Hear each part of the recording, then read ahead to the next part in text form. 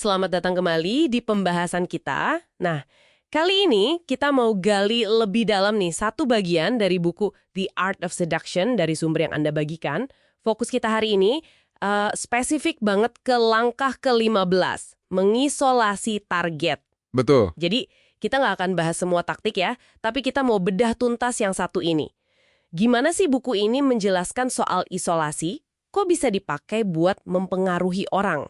Iya, buku ini memang menempatkan isolasi itu penting banget.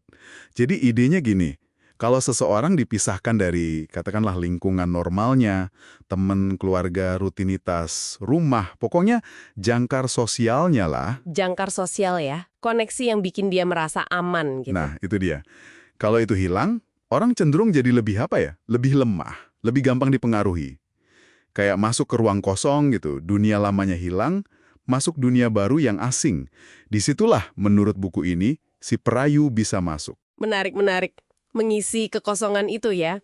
Di sumber kita kan ada contoh tuh, Alik Han sama Rita Hayworth. Itu gimana ceritanya kalau menurut buku itu? Ah iya, Alik Han. Jadi teksnya itu bilang dia pakai kombinasi. Pertama, dibombardir perhatian terus-menerus. Telepon, hadiah, pokoknya Alik Han terus yang ada di pikiran Rita. Intens ya. Banget. Terus yang kedua, nah ini kuncinya, isolasi fisik. Diajak ke Spanyol, tempat asing buat Rita, jauh dari teman-temannya, plus dikerubungi wartawan terus. Nah, di situasi kayak gitu, Dia jadi cuma bisa ngandelin Alik Han doang. persis. Alik Han jadi satu-satunya pegangan dia di sana. Menurut buku itu, cara ini efektif banget buat mutusin Rita dari realitas lamanya, jadi bergantung penuh sama Alik Han. Dunianya jadi Alik Han sentris gitu. Oke. Jadi dibanjiri perhatian sekaligus diputus dari dunianya. Apa cuma contoh modern aja yang dibahas? Atau ada yang dari zaman dulu juga? Justru itu serunya. Buku ini kan narik benang merah sampai ke tokoh sejarah. Contohnya Cleopatra. Wah, Cleopatra. Gimana tuh kaitannya? Nah, buku ini ngejelasin gimana Cleopatra itu memikat pria-pria paling kuat di zamannya. Kayak Julius Caesar sama Mark Antony. Caranya ditarik keluar dari dunia mereka. Maksudnya dunia mereka? Ya, dunia maskulin mereka di Roma. Politik, perang, urusan negara. Pokoknya ditarik masuk ke dunianya Cleopatra di Mesir. Dunia yang penuh kemewahan, kesenangan, yang beda banget. Oh, jadi bukan cuma pindah tempat, tapi pindah ekosistem ya? Terus dampaknya gimana menurut buku itu? Nah, itu dia. Di sarangnya Cleopatra, di lingkungan yang dia kuasai penuh, para pria kuat ini jadi kayak kehilangan pijakan. Teksnya bahkan bilang mereka jadi kayak budaknya gitu, sampai ikut kebiasaan Mesir. Wow, Ini nunjukin kalau isolasi itu, menurut buku ini ya, bisa bersifat kultural, psikologis, bukan cuma fisik mindahin orang. Tujuannya narik target ke wilayah di mana aturan main si perayu yang berlaku. Kerangka acuannya diganti. kerangka acuannya diganti. Pola yang sama lagi ya? Dan nggak cuma tokoh nyata kan? Ada contoh fiksi juga disebut. Betul, ada Loveless dari novel Clarissa.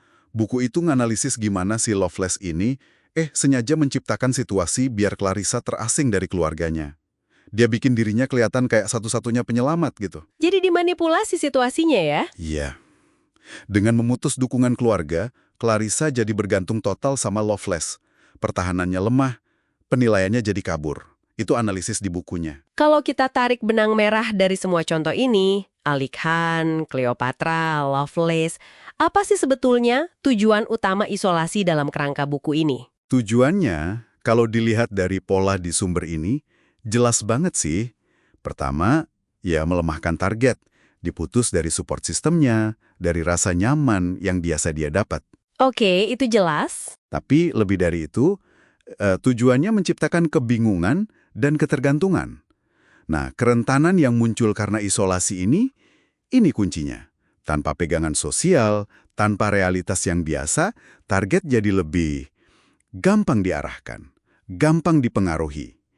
Intinya, dunianya itu kayak di copy-paste sama dunia yang disodorkan si perayu. Jadi bukan cuma melemahkan, tapi menggantikan realitas ya. Itu poin pentingnya. Tepat sekali. menggantikan realitas. Oke, jadi kalau kita simpulkan dari pembacaan kita atas sumber ini ya, The Art of Seduction melihat isolasi itu bukan sekedar misahin orang, tapi strategi yang dihitung banget buat bongkar realitas seseorang, terus diganti sama realitas versi si perayu, biar kerentanannya naik drastis, pengaruhnya juga. Betul. Dan penting juga dicatat, dari contoh-contoh itu kelihatan kalau isolasi ini jarang kerja sendirian. Seringnya dipakai bareng taktik lain. Oh ya, seperti apa? Ya, kayak menciptakan ilusi, memproyeksikan fantasi ke target, atau bahkan mencampur adukan rasa senang sama rasa sakit. Pokoknya semua buat memperdalam pengaruh ke target yang udah mulai terisolasi itu. Jadi berlapis ya strateginya. Ini membawa kita ke satu pemikiran terakhir nih untuk Anda renungkan berdasarkan apa yang kita bahas dari sumber ini. Seberapa sering sih elemen-elemen isolasi yang lebih halus, mungkin nggak se-ekstrim contoh tadi ya, tapi kayak pemutusan dari dukungan atau ditarik ke dunia orang lain, itu mungkin ada dalam dinamika hubungan atau pengaruh di sekitar kita. Sesuatu untuk dipikirkan ya. Betul, sesuatu untuk direnungkan. Sampai jumpa di kajian kita berikutnya.